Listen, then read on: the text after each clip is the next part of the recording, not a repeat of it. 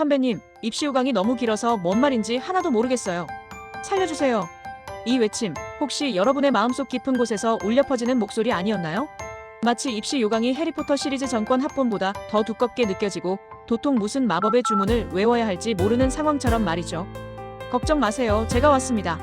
복잡하고 난해한 입시 요강 앞에서 망연자실한 여러분을 위해 서경대학교의 친절한 선배가 직접 나섰습니다. 저는 오늘 여러분의 입시 고민을 3분 컷 웹툰처럼, 아니 그보다 더 명쾌하게 핵심만 쏙쏙 뽑아서 정리해드릴 거예요. 여러분의 머리를 한결 가볍게, 그리고 합격 가능성은 더 높게 만들어줄 마법 같은 시간을 약속합니다. 자, 저만 믿고 따라오세요. 우리의 여정은 지금부터 시작입니다. 자, 그럼 2027학년도 입시에서 가장 눈에 띄는 주요 변동사항들을 함께 체크해볼까요? 마치 보물섬 지도에 숨겨진 표시처럼 중요한 변화들이 숨어있으니 잘 따라오셔야 합니다. 첫 번째 하이라이트, 바로 논술 우수자 전형 방법이 변경된다는 소식입니다.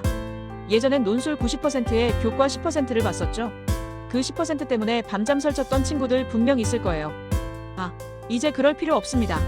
무려 논술 100% 전형으로 바뀌었습니다. 와우!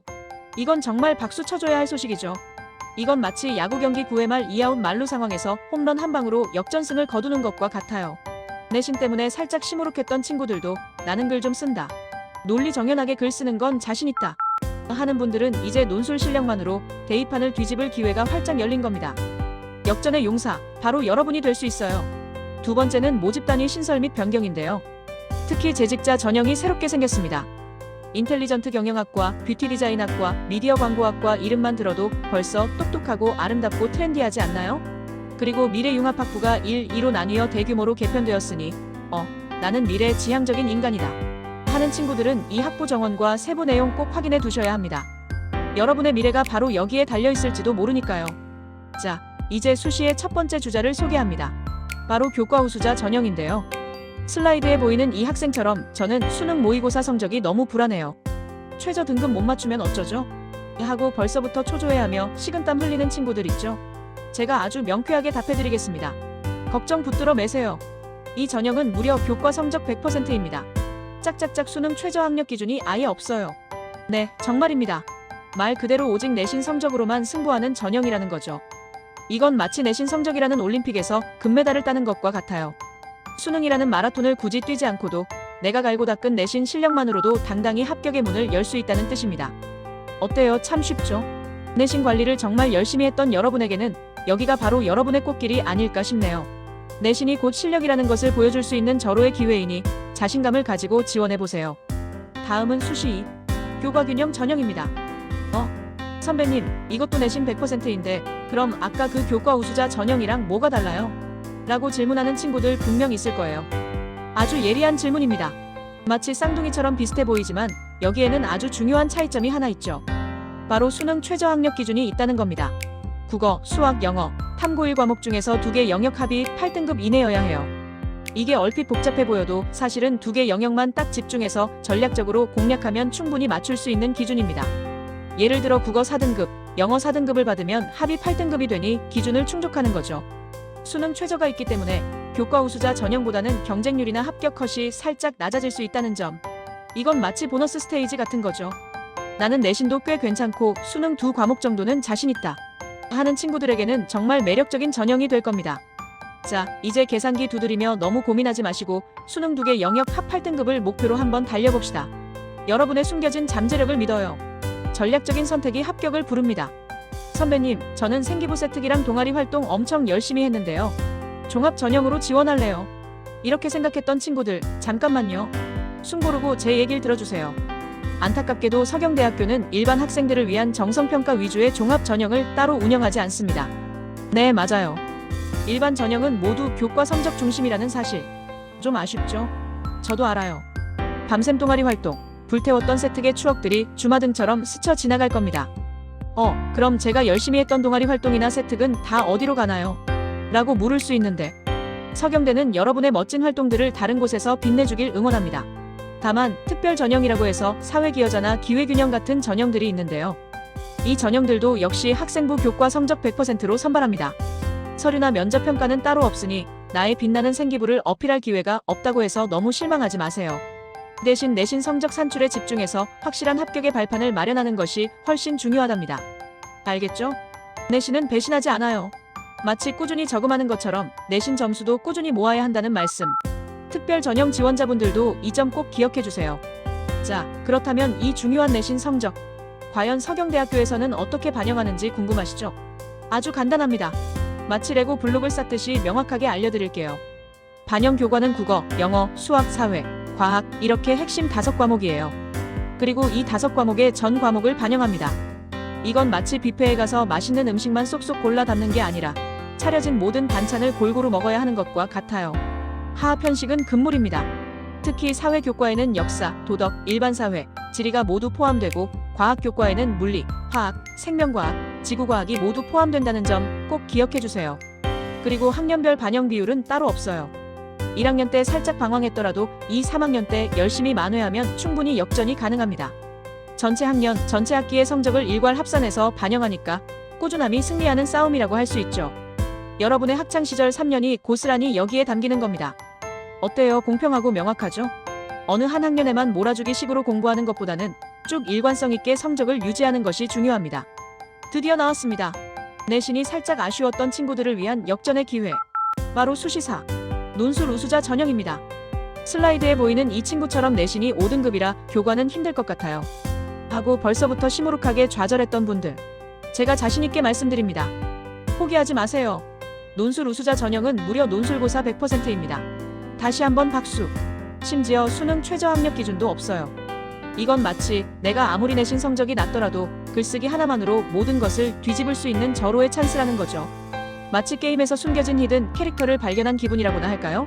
문제는 약수령으로 출제되고 주로 EBS 수능 연계교재에서 나오니까 지금부터 차근차근 준비하면 충분히 승산이 있습니다. 나는 논리왕이다. 글쓰기에 재능이 있다. EBS는 내 밥이다. 하는 친구들은 지금 당장 EBS 교재를 펼치세요. 합격이 눈앞에 보일 겁니다. 내신 점수가 여러분의 발목을 잡을까봐 걱정했던 모든 수험생 여러분, 이제는 펜 하나로 세상을 바꿀 기회가 온 겁니다. 이제 정시로 넘어가 볼까요? 정시 모집 개요입니다. 정시는 아주 심플해요. 수능 성적 100%로 선발합니다. 이 정도면 깔끔하죠? 일반 전형, 즉 수능 우수자는 오직 수능 성적으로만 평가받으니 나는 수능에 강하다 하는 친구들은 여기에 집중하시면 됩니다. 여기서 중요한 포인트는 바로 군별 모집인데요. 가군에는 자유전공학부가, 나군에는 미래융합학부 1위, 다군에는 미래융합학부 2와 함께 이공, 인문, 미용 관련 학과들이 포진해 있습니다. 여기서 꿀팁 하나. 미래융합학부는 1과 2가 서로 다른 군에 속해 있다는 점 꼭 명심해야 합니다. 이게 왜 중요하냐고요? 여러분, 원서 접수할 때 군별로 헷갈려서 엉뚱한 학과에 지원하는 일은 없어야 하잖아요. 마치 서로 다른 퍼즐 조각을 맞추는 것처럼 각 군에 맞는 학과를 잘 찾아야 합니다. 아, 내 꿈은 뷰티인데 왜 경영학과에 원서 넣었지? 하는 불상사는 없어야 하니 꼼꼼히 확인 또 확인하세요. 정시는 전략입니다. 어떤 군에 어떤 학과가 있는지 미리 알아두는 자에게 합격이 올 것이니라. 자, 정시의 가장 핵심적인 부분입니다. 딱 이 과목만 잘하면 된다? 네, 맞습니다. 놀랍죠?